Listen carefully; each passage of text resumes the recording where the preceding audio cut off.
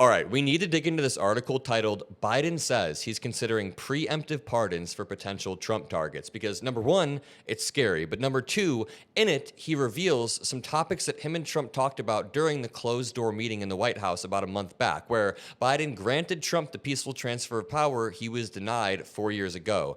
And while we're on this topic, I just want to say, 2 days ago was January 6th, meaning that we went through another certification of the election results, and all of the Trump supporters were saying, I'm sure Kamala Harris is crying, bawling her eyes out that she had to certify her own loss, but no. It was actually the exact opposite. She wasn't crying. Trump was the one who 4 years ago was bawling his eyes out, whining, and whining. He still whines to this day about that election. And when it came time for the peaceful transfer of power, Trump tried to stop it in 5 different ways, including the fake electors, including putting pressure on Brad Raffensperger, many more ways that culminated into January 6th. So it pisses me off when Trump supporters say that Kamala was the one who was sad about certifying the election results, even though she did so with absolutely zero resistance. You know, we'll dig into that more later, but the main topic of this video is going to be that Trump will be targeting a lot of his enemies, people that he deems his political enemies, and Biden may be taking preemptive steps to stop them from being targeted.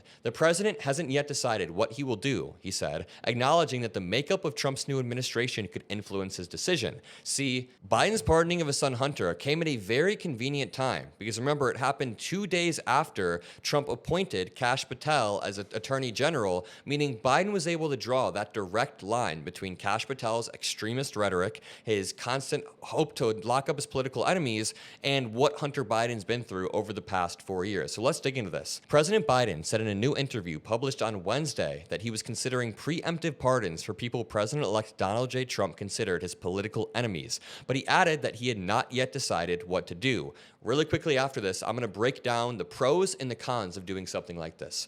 Quote, a little bit of it depends on who he puts in what positions, Mr. Biden told USA Today in the interview, which was conducted Sunday. Mr. Biden was asked whether he would pardon Liz Cheney, the former Republican representative frequently targeted by Mr. Trump and his supporters for her role in investigating January 6th, or if he was going to pardon Dr. Anthony Fauci, the former top federal infectious disease official who oversaw the nation's COVID-19 response. And just to clarify, the big fear isn't even that Donald Trump is going to have the military break down Liz Cheney's door and point guns at her family. That's the most extreme version. I think the real reality of it would be Trump starts an endless investigation into Liz Cheney that upends her life, makes her life nearly unlivable, and muddies the water for the history books on how the January 6th committee went. Because just think about what they did for the past 4 years with Hunter Biden.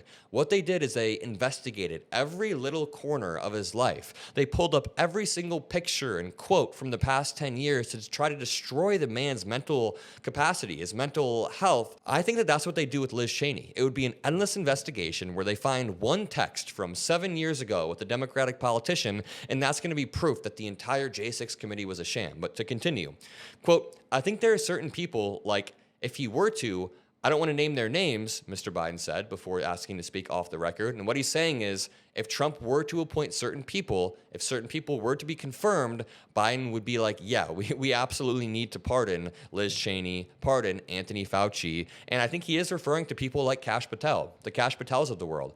Mr. Biden said that he had appealed to the president-elect in a 2-hour Oval Office meeting after the election. This is where it gets interesting, because I think this is the first time that either of them have gone into detail about what was said during this meeting. He said, quote, I tried to make it clear that there was no need, and it was counterintuitive to go back and try to settle scores, Mr. Biden said. But Mr. Trump did not say how he would handle his threats of retribution. So just picture it. Biden tried to make it clear to Trump that there was no need. It was counterintuitive to go back. Biden says, quote, he didn't reinforce it.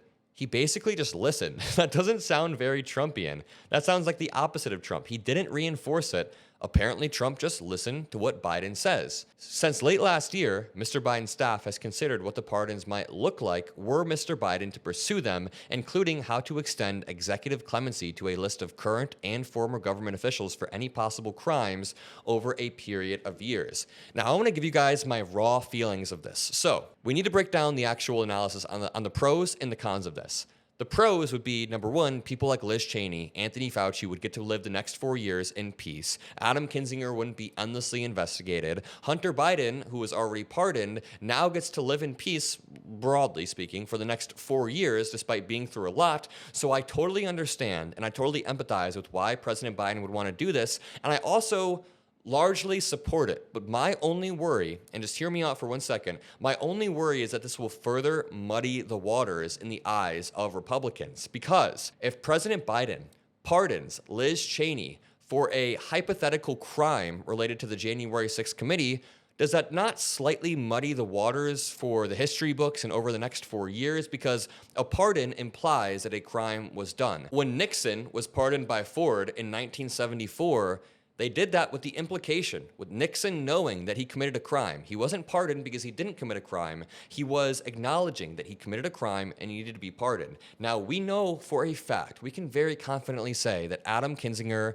that Dr. Fauci, Liz Cheney, I will 100% say these people did not commit crimes during the J6 committee or during any of these investigations, but pardoning them sort of muddies the waters. Now, I still support President Biden in doing it, but I need to be honest with you guys about the downsides of doing so. Now, Trump told NBC recently that he would like to jail members of the congressional panel that investigated the January 6th attack. Okay, so after reading a line like this, I'm 100% behind President Biden doing preemptive pardons. Ms. Cheney served on the panel, and at least two of its other members, Adam Schiff, a Democrat from California, and Adam Kinzinger, the former Republican representative, have said they do not want pardons, arguing that accepting one would falsely suggest that they had committed crimes. Okay, so this isn't just an argument that I'm giving you guys. Adam Kinzinger and Adam Schiff, the three Adams all agree. We all are saying that accepting a pardon suggests, it implies that they committed some sort of crime. So we just have to be careful, even if we do support this. Quote, "It would be the wrong precedent to set," Mr. Schiff told CNN earlier this week. "I don't want to see each president hereafter on their way out of the door giving out a broad category of pardons." That's another great point. Now imagine in 4 years, somehow our democracy has prevailed. We've got another free and fair election, which I truly believe we will. We'll have another free and fair election in 4 years if we work hard enough, just in 2 years from now. That's all we got to make it. It's 2 years. If on the way out, Donald Trump begins to pardon J.D. Vance, he pardons Elon Musk, he pardons RFK Jr., he pardons Pete Hegseth. Even if there was no proof or no charge of any crimes, wouldn't you think that Pete Hegseth getting pardoned would sort of imply that Pete Hegseth committed a crime during those 4 years? I mean, the implication that a pardon draws is scary. So I do want to know, what do you guys think about this? Do you guys think that Biden should pardon them? Do you think that he shouldn't? Do you think that you can acknowledge the risks of pardoning them, but you still think it's a good idea? I really want to know what you guys think. There are a few other quotes from this article that I want to read you guys really quickly. So when Paige asks, when you think about your legacy, is there an element you think has been overlooked that's not getting the attention it deserves? And Biden, the humble man he is, says, well, no. I don't kind of view it that way. I think what's happened is the changes taking place are so much bigger than any single man or woman that it's kind of a presumptuous thing to be overlooked. I think America is desperately needed to lead the world. And let me put it in the context, this context. Who leads the world if we don't? Not a joke. That's what he always says. Not a joke, folks. Who leads and tries to put together these kinds of coalitions and policies that are international in scope? I mean, it's all cliche. The world's getting really small, man. Really getting smaller and smaller. And what happens in Japan is profoundly affected by what happens in Ukraine. What happens in Zambia is going to affect what the hell happens in the Gulf. I mean, there's just so many connections. I think this is the time, for example, about 10 days before he died, Kissinger contacted me and he said, quote, "Not since Napoleon has," and I think it's close to an exact quote, "Not since Napoleon has Europe not looked over its shoulder at Moscow with dread until now." And President Biden asks a really poignant question right here. If the U.S., despite all of its flaws, all of the wars in the Middle East, if the U.S. is not leading the world, then is it going to be Russia? Is China going to fill that vacuum? Do we want Russia setting the standards of what international law should look like? Because if they're setting the standards of international law, then every country will think it's okay to invade their next door neighbor.